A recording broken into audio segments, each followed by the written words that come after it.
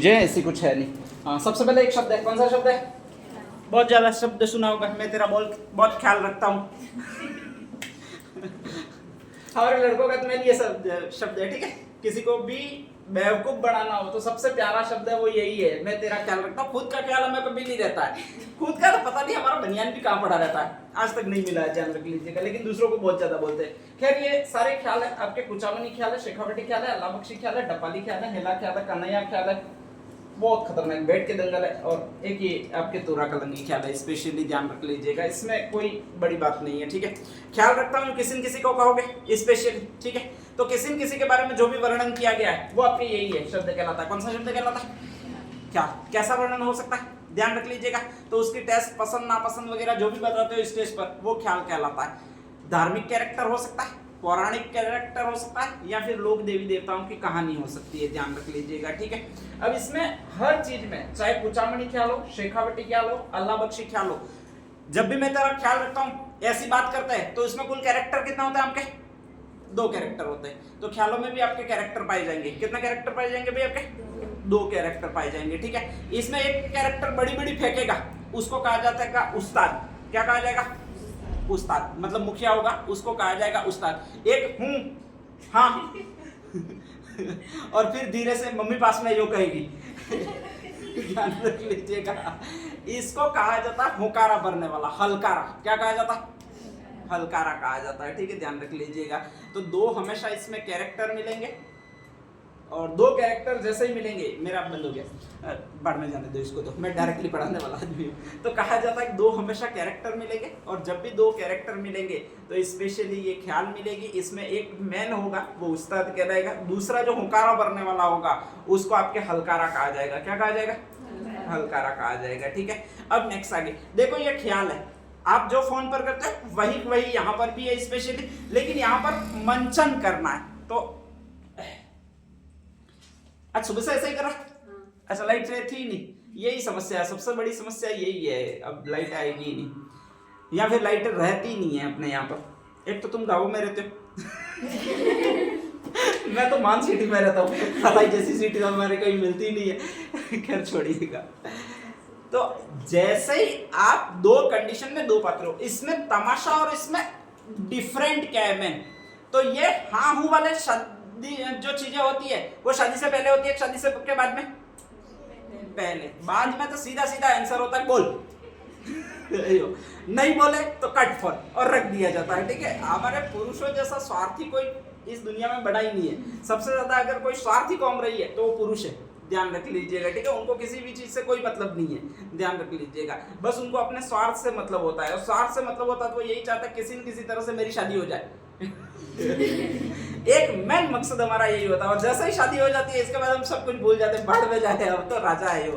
तो यही सिस्टम हमारे चलता रहता है। तो इसमें ये सारी सारी है वो ख्याल है। अब नेक्स्ट आगे, जब भी ख्याल कही जाएगी तो 2 कैरेक्टर होंगे, 2 कैरेक्टर होंगे। इसमें से एक कैरेक्टर हमेशा हाँ हो करने वाला होगा, उसको तो हलकारा कहा जाएगा। एक मेन कैरेक्टर होगा जिसको क्या कहा जाएगा आपके? उस्ताद कहा जाएगा, ठीक है, ध्यान रख लीजिएगा। अब नेक्स्ट आगे, ये 2 कैरेक्टर होंगे, इसमें एक खींचने वाला होगा, दूसरा जो होगा वो मनाने वाला होगा, ठीक है, ध्यान रख लीजिएगा। इन दोनों के मध्य हमेशा आरोप और प्रत्यारोप चलते ही रहेंगे, ठीक है। ऐसी कोई शांति से बात ही नहीं होती है। मनाना बहुत टेढ़ी खीर होती है, और लड़कियों को मनाना सबसे टेढ़ी खीर होती है। पता नहीं भगवान ने कब छुट्टी में बनाया इनको। तो नेक्स्ट आगे कहा जाता है कि इनमें आरोप प्रत्यारोप अक्सर चलते रहेंगे, और आरोप प्रत्यारोप जब भी चलेंगे इसी को कहा जाता है दंगल। क्या कहा जाता है? 2 चीजें होती है, एक तो अखाड़ा होता है और एक दंगल होता है। दंगल का मतलब कोई नहीं जाने ऐसे लड़ना, धीरे धीरे लड़ना, ये तो कहलाता है दंगल। और एक शब्द और होता है, उसको कहा जाता है अखाड़ा। क्या कहा जाता है? अखाड़ा। अखाड़ा का मतलब होता है सारा मोहल्ला जान जाए ऐसे लड़ना, तो वो कहलाता है अखाड़ा। अखाड़ा किसमें होगा? अखाड़ा किसमें होगा? शादी के बाद होगा, शादी से पहले होगा? आजकल तो पहले भी होने लग गया। खैर छोड़ो, शादी के बाद वाला जो सिस्टम है वो कहलाता है अखाड़ा। क्या कहलाता है भैया? अखाड़ा। शादी से पहले जो होने वाला चीज है वो कहलाता है दंगल। क्या कहलाता है? दंगल। ख्याल है वो शादी से पहले वाला, ठीक है। तमाशा है वो शादी के बाद वाला है। तो अखाड़ा आएगा वो किसमें आएगा? तमाशे में आएगा, ठीक है। ख्याल है दंगल आएगा वो किसमें आएगा? ख्याल में आएगा, ये ध्यान रखना है, ठीक है। तो अगर पूछा जाए कि ऐसा कौन सा लोक नाट्य है जिसका जो मंचन होता है वो दंगल के रूप में होता है, तो वो आपके ख्याल में होता है, ठीक है। ऐसा कौन सा लोक नाट्य है जिसका मंचन अखाड़े के रूप में होता है, तो वो कौन सा भाई आपके तमाशा, ध्यान रख लीजिएगा। दो चीजें इसमें मेन चीजें वो ये है कि एक अखाड़ा कहलाता है, एक ख्याल कहलाता है, ध्यान रख लीजिएगा, ठीक है।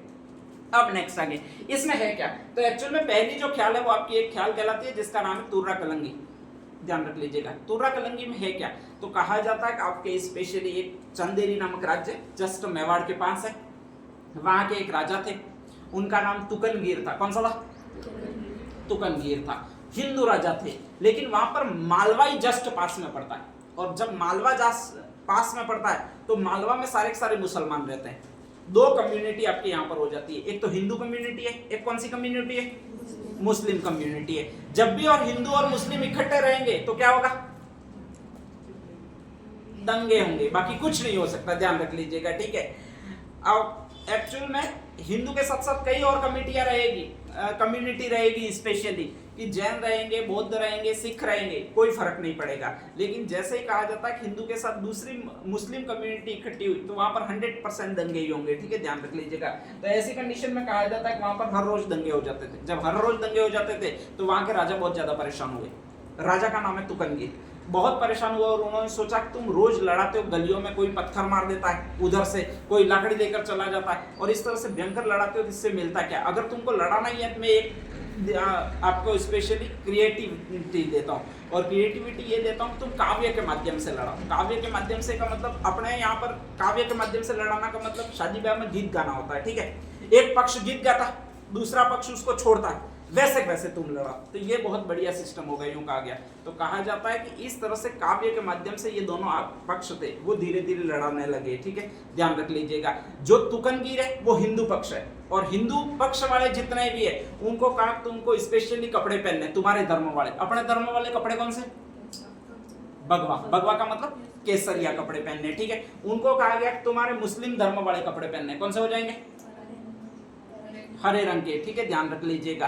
कहा जाता है कि उस राजा जो तुकनगीर था उसने कहा जाता है कि हिंदुओं को तुर्रा भेंट किया। क्या भेंट किया भी आपने, तुर्रा, और जो भी वहां के थे मुसलमान उनको कलंगी भेंट की, अपने मुकुट की, ठीक है, ध्यान रख लीजिएगा। और इस ख्याल का एक नाम पड़ गया, वो तुर्रा कलंगी नाम पड़ गया। कौन सा नाम पड़ गया, तुर्रा कलंगी नाम पड़ गया, ठीक है। अब जैसे ये दोनों लड़ाने लगे स्पेशली, और वो किसके माध्यम से लड़ाने लगे, आपके काव्य के माध्यम से। मतलब एक पक्ष था वो कविता के माध्यम से वार करता, दूसरा पक्ष था वो कविता के माध्यम से उसका प्रत्युत्तर देता था, और इसी को एक ख्याल कहा गया। जब भी दो पक्ष आएंगे स्पेशली स्टेज पर लड़ाएंगे, ठीक है, ध्यान रख लीजिएगा। तो पति पत्नी के रूप में लड़ाते वो तो तमाशा हो जाता है, ठीक है, और ऐसे ही लड़ाते तो वो आपके हो जाता है तुर्रा कोई कोई ख्याल हो जाता है, ध्यान रख लीजिएगा। तो इसमें दो पक्ष आए, एक तुर्रा आया और एक कलंगी है, और इस तरह से दोनों पक्ष आ गए जिसको तुर्रा कलंगी कहा गया, ठीक है। अब इसमें से एक तो तुर्रा शब्द है, एक कलंगी शब्द है, एक तो मेल शब्द है और एक कौन सा शब्द है, फीमेल। इन दोनों में से मेल शब्द कौन सा, तुर्रा, फीमेल शब्द कौन सा, कलंगी, ठीक है, ध्यान रख लीजिएगा। तो कहा जाता है एक को तो प्रतीक मान लिया, वो शिव का प्रतीक मान लिया। किसका प्रतीक मान लिया, शिव का। एक को प्रतीक मान लिया, वो आपके पार्वती का प्रतीक मान लिया। किसका प्रतीक मान लिया भाई, आपके पार्वती का प्रतीक मान लिया, ठीक है। और इस तरह से कहा जाता है कि स्पेशली एक ख्याल होने लगी जो शिव और पार्वती के प्रतीक में के रूप में है, उसको कौन सी ख्याल कहा जाता है, आपके तुर्रा कलंगी ख्याल, ठीक है। गौरी किसका प्रतीक थी, या किस कथा पर आधारित थी, गौरी शिव भस्मासुर पर आधारित थी, ठीक है।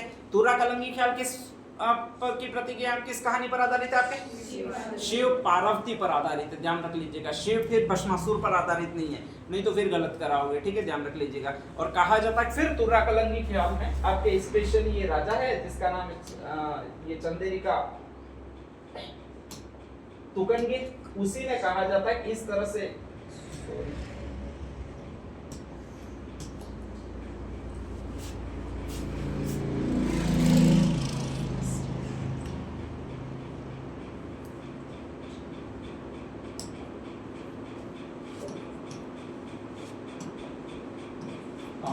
इसके बाद में कहा जाता है कि इस तरह से आपके स्पेशली दंगल आयोजित किए, और दंगल आयोजित करने के बाद में ये ख्याल का नाम पड़ गया, वो तुर्रा कलंगी ख्याल पड़ गया। ये पूरा आपका राजस्थान है, ये जितना भी आप दिख रहे हो वो पूरा राजस्थान है। यहाँ पर मेवाड़ है, इधर जस्ट चंदेरी आता है, ध्यान रख लीजिएगा, इधर जस्ट मालवा आता है, और ऐसी कंडीशन में ये इधर की साइड शुरू हुआ है, ठीक है, और इधर की साइड शुरू हुआ है कि यहाँ पर बहुत ज्यादा फैला, और यहाँ पर अपना जो जिला है उसको एक जिला कहा जाएगा, नाम कौन सा भी आपके, चित्तौड़, और चित्तौड़ का भी एक क्षेत्र है जिसको आपके स्पेशली कहा जाता है, वो नाम कौन सा है आपके, गोसुंडा। एक और क्षेत्र है उसको जो कहा जाता है वो आपके ये कहा जाता है, नाम कौन सा भी आपके, निम्बाहेड़ा। इस निम्बाहेड़ा में सीमेंट के कारखाने बहुत जबरदस्त मिलते हैं आपके, ध्यान रख लीजिएगा। तो इन क्षेत्रों में गोसुंडा, निम्बाहेड़ा और चित्तौड़गढ़ यानी मेवाड़ के आसपास के क्षेत्र में जो भी ख्याल बहुत ज्यादा प्रचलित हुई वो यही ख्याल प्रचलित हुई। एक बात और बता दूं, मैं सारी ख्याल लोक नाट्य वो ज्यादातर या तो उत्तरी राजस्थान में मिलते हैं या फिर कई दूसरी जगह से आए हुए। तुर्रा कलंगी ख्याल है वो आपके यही का है, मूलतः राजस्थानी है, ठीक है। गवरी है वो आपके मूलतः कैसा भी आपके राजस्थानी है, और दोनों को दिया है वो हमने ही दिया है, स्पेशली इधर वाले बेल्ट ने। इधर वाले बेल्ट ने को मतलब कौन सा बेल्ट कहलाता है आपके, मेवाड़ बेल्ट, ठीक है, ध्यान रख लीजिएगा। तो दोनों लोकनाट्य दिए वो आपके मेवाड़ बेल्ट वालों ने दिए, ध्यान रख लीजिएगा, ठीक है। अब नेक्स्ट आगे कहा जाता है कि ये जो आपके स्पेशली थे,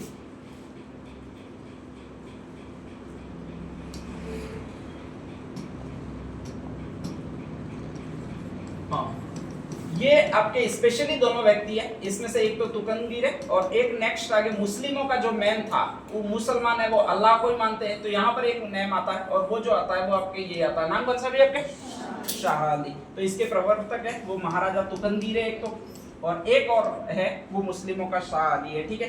बाद में कहा जाता है कि यहाँ पर दो और हुए और उसमें से एक तो था वो आपके सहेड़ू सिंह नाम का आदमी था, और एक और था वो आपके ये था, उसका नाम मिलेगा हमीद बेग, ध्यान रख लीजिएगा, ठीक है। इन दोनों में से हिंदू कौन सा है,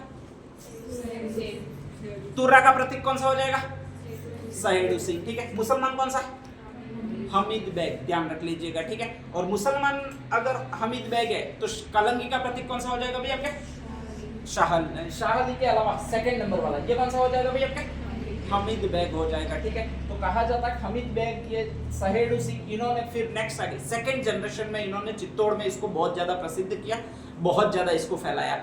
सांप्रदायिकता की जो समस्या थी वो इस ख्याल से खत्म होगी, मतलब लड़ाना अब बंद कर दिए लोग, ध्यान रख लीजिएगा, ठीक है। तो इसमें एक मेन फायदा ये हुआ कि सांप्रदायिकता की समस्या जो भी थी, लड़ा रहे थे हिंदू मुस्लिम, वो कंप्लीटली बंद हो गया या फिर खत्म हो गया। तो इसलिए ये ख्याल है वो बहुत ज्यादा सांप्रदायिकता के निवारण के लिए जो गाई जाती है वो यही ख्याल है। सांप्रदायिक सद्भाव के लिए अगर कोई ख्याल गाई जाती है तो वो कौन सी ख्याल है आपके, तुर्रा कलंगी ख्याल है, ठीक है, ध्यान रख लीजिएगा। नेक्स्ट आगे तुर्रा कलंगी ख्याल में क्या होता है कि स्पेशली कई सारे लोग भाग देते हैं, एक तरफ सारे हिंदू भाग लेंगे, एक तरफ सारे मुस्लिम भाग लेंगे, ध्यान रख लीजिएगा, ठीक है। और जब एक तरफ सारे हिंदू भाग लेते हैं, एक तरफ सारे मुस्लिम भाग लेते हैं, तो इसमें जो भी आपके मंच वगैरह बना होगा वो बहुत बड़ा बनाना पड़ेगा, ठीक है। स्पेशली सारे अपने अपने कपड़ों में भाग लेंगे, एक तरफ आपके भगवा कपड़े पहनेंगे, एक तरफ कौन से कपड़े पहनेंगे, हरे रंग के कपड़े पहनेंगे।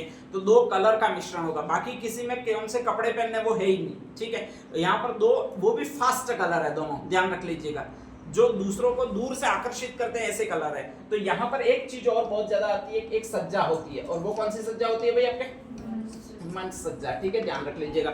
मंच सज्जा का मतलब स्पेशली सस्ते हैं इन दो कलर से, ठीक है। तो ऐसा कभी भी प्रश्न आ जाएगा, ऐसा कौन सा आपके लोकनाट्य है जिसमें मंच सज्जा होती है, तो वो यही है, नाम कौन सा आपके, तुर्रा कलंगी। ऐसा कौन सा लोकनाट्य है जिसमें सभी लोग भाग ले सकते हैं या अधिक दर्शक भी भाग ले सकते हैं, तो वो आपके कौन सा लोकनाट्य भाई आपके, तुर्रा कलंगी। बाकी किसी में दर्शक स्पेशली भाग नहीं ले सकते, ध्यान रख लीजिएगा, ठीक है।